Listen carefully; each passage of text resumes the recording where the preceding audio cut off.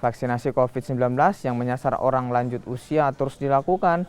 Vaksinasi yang digelar Dinas Kesehatan bersama Yayasan Buddha Suci kali ini menyiapkan 300 dosis tahap pertama dan kedua bagi lansia serta anak.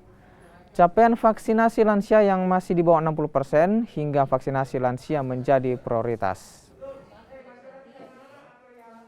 Dan untuk lansia saat ini ya memang target kita ya belum mencapai yang minimal 60%. Yang saat ini Makassar baru 48,01%,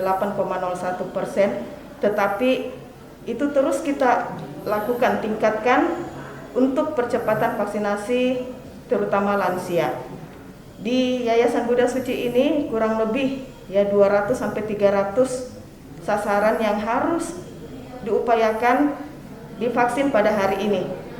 Di antaranya adalah lansia dosis 1 dan juga lansia dosis 2. Dan juga ada dilaksanakan booster bagi lansia yang sudah lengkap dosis 1, dosis 2 minimal 6 bulan setelah dosis 2.